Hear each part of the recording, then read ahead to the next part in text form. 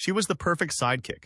Ethel Mertz, the neighbor with sass, humor, and heart. But behind the camera, Vivian Vance was living a very different story. Now, decades later, her private confessions and buried truths are finally coming to light. And what she reveals about Lucille Ball, Desi Arnaz, and the dark side of television's golden age will shock even the most loyal fans. Were you ever a fan of I Love Lucy growing up? Drop a 1 in the comments if yes, or 0 if you've only recently discovered the show. And now, we dive deep into the shocking behind-the-scenes secrets of I Love Lucy, told by the woman who lived them. Prepare to see the iconic sitcom like never before.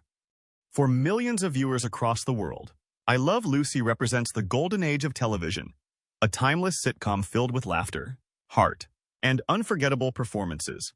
At the center of its success was the inimitable Lucille Ball, but right beside her stood a character who quietly stole scenes and won hearts, Ethel Mertz, played by the brilliant Vivian Vance. But what really happened behind the camera? Recently, forgotten interviews, private letters, and rare recordings have resurfaced, revealing a darker, more complicated side of the show's legacy, and no one knew more about it than Vivian Vance herself. As the trusted sidekick to America's favorite redhead, Vance witnessed the drama, power struggles, and personal pain that never made it to the screen. The woman behind Ethel Mertz. Long before she became America's favorite neighbor on I Love Lucy, Vivian Vance was a classically trained actress with dreams far bigger than the role of a sitcom sidekick. Born Vivian Roberta Jones in Cherryvale, Kansas, in 1909, she grew up in a conservative household where creativity and performance were often stifled. However, Vivian was determined to defy expectations. By the 1930s, she had moved to New York City and was performing in Broadway productions, earning respect for her comedic timing, sultry singing voice, and stage presence. To many who knew her, Vance was nothing like the frumpy, submissive Ethel Mertz. In real life, she was strikingly attractive, articulate, witty, and emotionally intense. She had been married multiple times, struggled with depression, and was fiercely intelligent, a woman who often outshone her peers in both talent and tenacity. Yet when she landed the role of Ethel, it came with a price. She would have to hide that brilliance behind a padded costume and comic relief. It wasn't just acting, it was a sacrifice. Vance's casting in I Love Lucy was unconventional. Lucille Ball and Desi Arnaz were looking for a woman to play Ethel, the landlord's wife and Lucy's partner in schemes. But they needed someone who wouldn't overshadow Lucy, someone older, heavier, and more ordinary. Vance auditioned reluctantly, but her chemistry with Ball was undeniable. Despite initial resistance from producers who thought she was too pretty for the role, Lucille insisted on hiring her.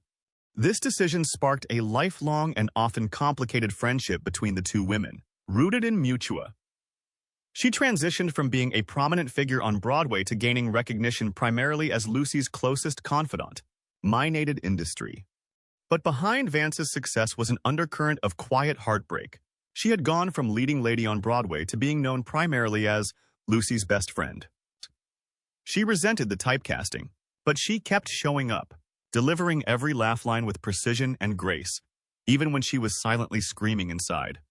As she once said in a rare interview, "They gave me the role of a lifetime, and then Vivian Vance and William Frawley portrayed a lovable, bickering couple, Ethel and Fred Mertz, who were always at odds yet till now." The feud behind the friendship. Vivian Vance versus William Frawley. On screen, they were the lovable, bickering couple next door. Ethel and Fred Mertz, always sometimes secretly devoted to each other, off-screen.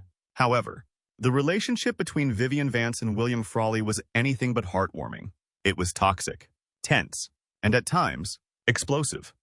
Vivian Vance was in her early 40s when I Love Lucy began. William Frawley was in his mid-60s.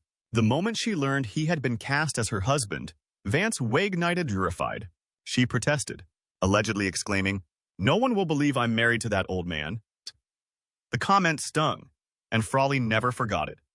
That single remark lit the fuse on one of the most notorious feuds in television history. William Frawley was a grizzled veteran of vaudeville and film. He had a reputation for being difficult, a hard drinker with little patience for rehearsal or diplomacy. Vivian, by contrast, was theatrical, sensitive, and deeply invested in character work. Their styles clashed dramatically. She viewed him as gruff and unprofessional. He saw her as arrogant and condescending. On set, the tension simmered just beneath the surface.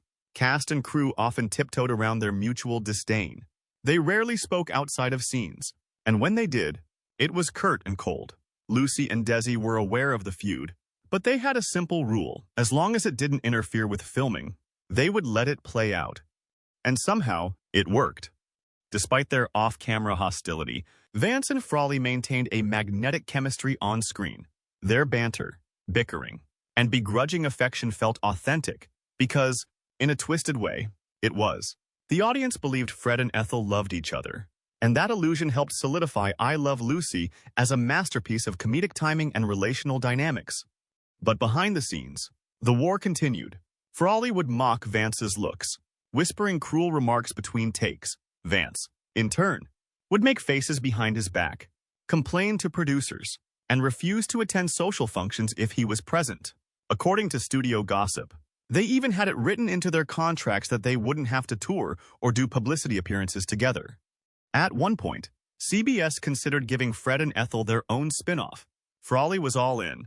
Vance refused. "I couldn't stand working with him another day," she later admitted. The project collapsed. Oddly enough, despite all the bitterness, Frawley seemed to respect Vance's talent. He once reportedly told a friend, "She's a damn good actress, but a pain in the ass." When he died in 1966, Vance was told of his passing and paused for a moment before responding. "Champagne. Anyone?" It was a biting farewell, perfectly on brand for a relationship that was part performance, part grudge match. In many ways, the Fred and Ethel dynamic captured the very essence of what made I Love Lucy special, a blend of real-life tension and comedic magic.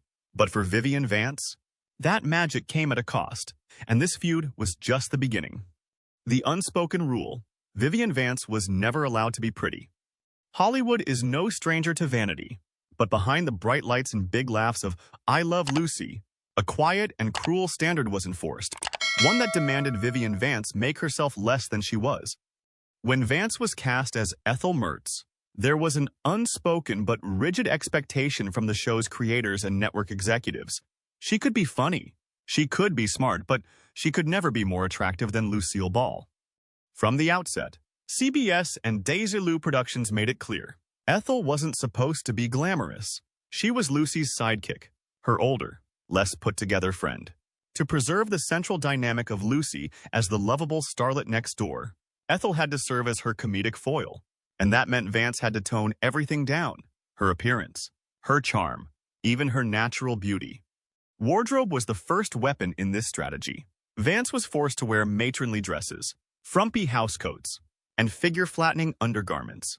She was costumed to look heavier and older than she actually was. Makeup was applied to dull her features rather than highlight them. Stylists were instructed not to overdo her hair or face. She was to look plain, bordering on dowdy. Worse still, studio pressure extended to her weight. Vivian was routinely discouraged from losing pounds. In fact, producers suggested she should stay soft, or even gain weight to create more of a contrast with the slender, camera-ready Lucy. Vance, who had battled body image issues her entire life, was devastated. She later confessed in interviews that this experience had a lasting impact on her self-worth. "They wanted a funny fat lady, so I became her, but that wasn't me." Privately, the restrictions took a toll. Vance reportedly cried in her dressing room over the fact that her real appearance, stylish, elegant, and attractive, was seen as a liability. Whenever she tried to assert her identity, she was reminded that Ethel was not meant to be admired. She was meant to be laughed at. Ironically, Lucille Ball herself occasionally pushed for these boundaries. Although they became genuine friends in later years, Lucy was still the show's star and its executive producer. Some sources suggest that even Lucy preferred Vance to stay in character physically to avoid any risk of upstaging her. Whether that was personal insecurity or studio politics is still debated. Despite all this, Vance delivered gold. She threw herself into the role with grace and commitment, bringing warmth and depth to Ethel without ever being allowed to outshine the show's leading lady. She took the humiliations, the costuming, the fat jokes, the typecasting, and transformed them into comedic triumph. But the scars remained. Even decades later, Fans who met Vivian were often shocked to see how beautiful she was in real life. They'd say, "You don't look like Ethel at all." And Vance would smile politely, though inside she mourned how the role had erased so much of who she really was. Her experience speaks to a larger truth in early television, that even some talented women had to shrink themselves, literally and figuratively, to stay in the picture. For Vivian Vance, it was a daily balancing act. She could be funny, but never too confident. She could shine, but never too brightly. And through it all, she learned the painful lesson every sidekick knows. Greatness in the spotlight often demands invisibility in the wings. Sisters, rivals, and survivors, the complicated friendship between Vivian Vance and Lucille Ball. To the millions who tuned in every week, Lucy and Ethel were inseparable, a pair of mischievous best friends bound by laughter and loyalty. In many ways, that chemistry was real. Lucille Ball and Vivian Vance did form a genuine bond, but behind the scenes, their friendship was far more layered, filled with admiration, envy, hurt, and healing. They didn't hit it off right away. When Vance first joined I Love Lucy, she felt like an outsider. Ball was already a powerhouse, a film actress turned TV pioneer with her own production company, Desilu, and a vision for what television could become. She was focused, shrewd, and famously demanding. Vance, by contrast, came from the stage. She was warm, deeply emotional, and easily wounded by harsh words or cold behavior. Their styles clashed early on. And yet, there was a spark, professionally and personally. Lucille Ball admired Vivian Vance's instincts. Vance could take a simple reaction and elevate it into comedy gold. She never tried to steal a scene, but she always gave it depth. Ball, known for her perfectionism, quickly realized that I Love Lucy wouldn't work without her. They became comedy's most iconic duo, not just because of the scripts, but because they believed in each other's timing, rhythm, and strength. Still, their relationship was never simple. There were rumors, persistent and painful, that Lucy resented Vivian's beauty off camera. Vance had to downplay her looks, her voice, even her intelligence to stay in character. And while Ball had the final word on production decisions, Vance had to navigate her way carefully, voicing her concerns without rocking the boat. That power imbalance often led to tension. Lucille also struggled to separate herself from her role as producer. On set, she wasn't just Lucy Ricardo, she was the boss. That meant Vivian couldn't always confide in her like a friend. One day, Lucy might hug her with affection. The next, she might bark a criticism in front of the crew. Vivian once described this emotional whiplash as walking on a tightrope in heels. Offset, their bond deepened over time. Both women endured difficult marriages. Lucy with Desi Arnaz, whose infidelity and alcoholism shattered their home. Vivian with multiple men, each more disappointing than the last. They leaned on each other, shared tears in dressing rooms, and offered comfort that few others could. After I Love Lucy ended, their friendship grew more honest. When Lucille Ball launched The Lucy Show, she invited Vance to join the cast again as her sidekick, this time under the name Viv. Vivian accepted, but only under new terms. No more frumpy costumes, no more fat jokes, and a better salary. Lucy agreed, reluctantly. It was one of the first times Vivian asserted herself professionally, and Ball, to her credit, respected the shift. In their later years, they spoke often by phone. When Vance was diagnosed with breast cancer, Lucy wept. She visited her friend at home, held her hand during treatments, and reportedly told her, "You know I love you, Viv. You've always known, haven't you?" Vivian smiled and said, "Yes, even when we drove each other crazy." That final visit would be their last. Vivian Vance died in 1979. Lucille Ball reportedly broke down when she heard the news. The woman who had stood beside her through decades of joy and pain was gone. Ball rarely spoke of it publicly, but in private, she grieved deeply. Their friendship wasn't perfect. It was real, messy, beautiful, wounded, and healing. They were two women forced to navigate an industry built to divide them, who instead chose again and again to stand together. They made history by making each other better. Behind the laughter, Vivian Vance's personal struggles. Vivian Vance was a household name, a woman whose every appearance guaranteed a laugh. But behind her impeccable timing and sparkling eyes was a deeply private world of pain, shaped by insecurity, illness, and heartbreak. Long before Hollywood, Vivian's battles began in Kansas. She was raised in a strict, deeply religious household that discouraged performance and self-expression. Her mother reportedly told her that acting was the devil's work. Vivian rebelled, quietly at first, then with full force. She left home, changed her name, and chased the stage, but the scars remained. That early rejection haunted her, manifesting later in life as anxiety and depression. By the time she found success on I Love Lucy, Vance had already been through multiple marriages.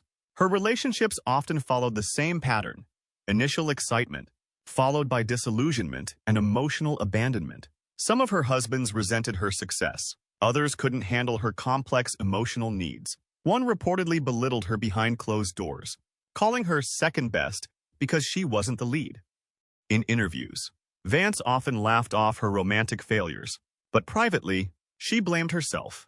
She told friends she was too intense, too smart, or not good enough. Her need for love was deep and often unfulfilled. She also struggled with mental health at a time when few in Hollywood dared to speak about it. Rumors circulated about breakdowns and mood swings, but Vance rarely addressed them publicly. Some colleagues described her as moody or high-strung, while others saw through the surface. She was a sensitive soul in an unforgiving industry. At several points in her life, Vivian reportedly sought psychiatric help. She battled with clinical depression and used therapy as a lifeline, though even that came with stigma in the 1950s and 60s. She also developed what she called a healthy distrust of fame, knowing that it could vanish as quickly as it arrived. One of her most carefully guarded secrets involved her health. In the 1970s, she was diagnosed with breast cancer, which eventually metastasized to her bones. At first, she kept the diagnosis quiet, continuing to work in commercials and voice work when she could. As the disease progressed, she withdrew from the spotlight, choosing instead to spend her final years in a quiet California home with her fourth husband, John Dodds, who gave her the stability she had long sought. Though she lived with terminal illness, Vance never lost her spirit. Friends recalled that she still told jokes, still sang around the house, and still answered fan mail, sometimes with tears in her eyes. In one of her final letters to a close confidant, she wrote, "I've spent a lifetime making people laugh while wondering if I'd ever stop crying inside. But I wouldn't trade it. Not the joy, not the pain. It all made me real." Vivian Vance wasn't just a comic genius. She was a survivor of toxic love, silent illness, and a world that often didn't know what to do with a brilliant woman who couldn't quite be contained. Her pain was invisible to the millions who adored her, but behind the scenes, it shaped every performance, every laugh, every tender moment, and it made her legacy not just inspiring, but human. If you're fascinated by classic Hollywood and vintage TV legends, don't forget to hit that subscribe button so you never miss the real stories behind the stars. And tap the like button to support this video so we can keep bringing them to light. Life after Lucy, Vivian Vance's struggle to move on. When I Love Lucy ended its legendary run in 1957, Vivian Vance found herself at a strange crossroads. She had just spent 6 years as one of the most recognizable faces on television. But that visibility came at a cost. Ethel Mertz was beloved by millions, but she wasn't Vivian. And after the cameras stopped rolling, Vance had to ask herself, what now? The first thing she tried to do was step away from Ethel's shadow. But Hollywood, as always, had other plans. Producers couldn't see her as anything other than the frumpy, wisecracking neighbor. Vance wanted to take on more serious or glamorous roles, maybe in film or theater, but casting directors kept pushing her back into the same mold: the supporting character, the funny sidekick, the middle-aged matron. She was typecast, and she knew it. Her return to television came in 1962, when Lucille Ball launched The Lucy Show and insisted that Vance come along. This time, Vance played Vivian Bagley, Lucy's housemate and best friend. But she had conditions. She would only return if the character could be more independent, more stylish, and most importantly, less of a punchline. Ball agreed, and for a while, the reunion worked. The on-screen chemistry was still there, and audiences adored them. But Vance, ever the truth-teller, found the experience bittersweet. The old hierarchy still lingered. Lucy was the star. Viv was still in second place. By 1965, Vance grew tired of the grind. She had also moved to the East Coast with her new husband, John Dodds, and the commute between New York and Los Angeles was becoming exhausting. She left the Lucy Show, not out of bitterness, but out of the growing realization that her personal peace mattered more than fame. The years that followed were quieter but not idle. Vance returned to the stage, performing in regional theater and touring shows. She lent her voice to commercials, appeared in a few TV specials, and made guest appearances on talk shows and sitcoms. But Hollywood never fully embraced her again as a leading lady.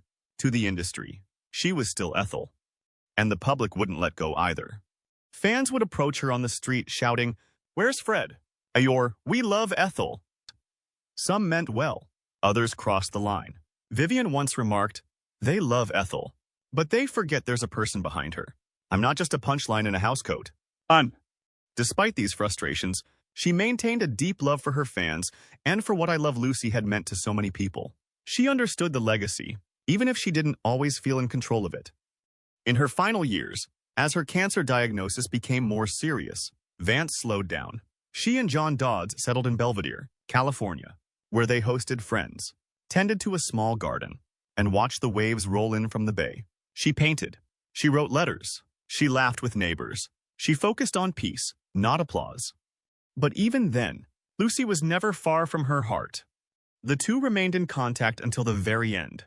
When Lucy visited her for the last time in 1979, the moment was heartbreaking. Vivian was frail but radiant. They sat on the patio, shared stories, and cried together. When it was time to leave, Lucy reportedly told her, "You were the best friend I ever had." Vivian Vance passed away that August. In her obituary, many called her Lucille Ball's sidekick. But for those who truly knew her, Vivian was far more than that. She was a trailblazer, a Broadway star, a woman who faced the crushing machinery of fame and still managed to carve out moments of joy, authenticity, and resistance. Her life after Lucy wasn't always easy, but it was her own. And that, in the end, may have been her greatest triumph. More than just Ethel. For generations of television fans, Vivian Vance will forever be Ethel Mertz, the loyal neighbor, the reluctant co-conspirator, the one who matched Lucille Ball beat for beat in some of the most legendary comedy scenes ever filmed. But that image, however iconic, only scratches the surface of what Vivian Vance achieved and what she meant to the world. In an era when women in television were often little more than glamorous props or nagging wives, Vance helped redefine what it meant to be a funny woman. She wasn't the starlet or the side piece. She was the heart, smart, grounded, and fiercely expressive. She brought warmth and realism to a show built on absurdity. Her influence stretched far beyond the I Love Lucy soundstage. Before her breakthrough on television, she had already made a name for herself on Broadway, appearing in productions like Anything Goes and Music in the Air. Her voice was rich and commanding, her presence magnetic. She could sing, act, improvise, and carry a scene with grace, skills often overshadowed by the sitcom format. But perhaps the most radical thing Vivian Vance ever did was be unapologetically herself. She wasn't afraid to age on camera. She wasn't afraid to take up space, or to push back against the cruel Hollywood norms that demanded every woman be a size 2 with a submissive smile. She knew she was being asked to ugly down to play Ethel, and she resented it. But she did it for the art and for the audience. She endured the fat jokes, the frumpy dresses, and the sidelining. Not because she lacked dignity, but because she understood the power of the platform. Millions were watching, and for many of them, she became the most relatable person in the cast. She was real. She was human. And in many ways, she paved the way for the modern TV best friend. Think Rhoda Morgenstern. Think Rose Nyland. Think Monica Geller. Each owes something to Vivian Vance, a woman who could steal a scene with a glance, a sigh, or a perfectly timed pause. Off-screen, she quietly challenged the industry. She demanded better pay, better scripts, and more creative agency, a rarity for actresses in the 1950s and 60s. And she spoke, however subtly, about the pressures of fame, mental health, and being a woman in a man's business. Her impact lingers in the outtakes, the tributes, the reruns, and in the memories of those who watched her light up the screen every Monday night. Generations who never knew her name still laugh at her delivery. She became part of American DNA, woven into the culture through her grace, timing, and depth. When she died in 1979, it was Lucille Ball who led the tributes. In a rare moment of unguarded vulnerability, Lucy said, "Viv was the best acting partner I ever had. She made me better. I loved her." The Television Academy eventually recognized her contributions with posthumous tributes, and fans continue to celebrate her in documentaries, retrospectives, and museum exhibits. But the best testament to her legacy is this: more than 70 years later, people are still watching I Love Lucy, and they're still laughing. Not only do they laugh at Lucy's antics, but also at Ethel's timing, her expressions, her loyalty, and her magic. Vivian Vance may have been cast as the sidekick, but she walked away a legend, a woman behind the laughter. Vivian Vance passed away on August 17, 1979, at the age of 70, after a long and difficult battle with metastatic breast cancer. Her death marked the end of a remarkable life and career, leaving a deep void not only in the entertainment industry, but also in the hearts of those who knew and loved her. Among those most deeply affected was her longtime colleague and friend, Desi Arnaz, who expressed his sorrow with heartfelt words. "It's bad enough to lose one of the great artists we had the honor and the pleasure to work with, but it's even harder to reconcile the loss of one of your best friends." Arnaz's tribute reflected not just professional admiration, but a deep personal bond forged through years of working together on I Love Lucy, where Vance had brought the character of Ethel Mertz to life with warmth, wit, and impeccable timing. Following her passing, Vance's family chose to honor her legacy by donating her Emmy Award to the Albuquerque Little Theater, the very place where she had taken her first steps as a performer. The gesture was a fitting tribute, returning a piece of her celebrated career to the community that helped shape her early passion for acting. Years later, in a 1986 interview, Lucille Ball offered her own touching reflections on her friend and co-star. "Watching reruns of I Love Lucy brought back not just memories of the show, but of Vance herself. I find that now I usually spend my time looking at Viv," Ball said, her voice filled with emotion. "Viv was sensational." She went on to explain that during the original run of the show, her many responsibilities, both as lead actress and producer, often distracted her from fully appreciating Vance's brilliance on set. "There were things I had to do. I was in the projection room for some reason, and I just couldn't concentrate on it. But now I can. And I enjoy every move that Viv made." With her voice catching slightly, Ball added simply, "She was something." Even years after her death, Vivian Vance's influence remained strong, her talent, humor, and generous spirit continuing to resonate with those who knew her and generations of fans who would come to know her only through the black and white magic of the small screen. Vivian Vance is remembered most for the laughs she gave us. Her work on I Love Lucy helped define an era, shape the sitcom format, and create a television partnership that still feels electric decades later. But behind the laughter was a complex, deeply human woman, one who fought to be seen, understood, and respected. She wasn't just Ethel. She was Vivian, a stage-trained actress with sharp instincts, a wicked sense of humor, and a soul forged through hardship. From her strict childhood to her private health battles, from the confines of typecasting to the triumph of personal liberation, her story is one of resilience masked by a smile. And through it all, she left us with something more than just entertainment. She gave us honesty, even when the scripts didn't allow it. Her eyes told the truth. She made millions laugh, but she never lost sight of her own humanity. Her behind-the-scenes truths, the conflicts, the fears, the small victories, are not just gossip.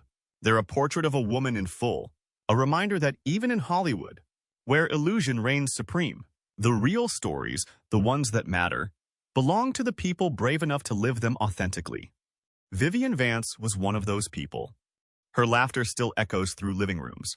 Her influence still shapes every sitcom sidekick who dares to shine. And her legacy lives on, not just in reruns, but in the hearts of those who understand what it means to be seen as one thing, but to be so much more. So the next time you see her beside Lucy, don't just watch for the punchline.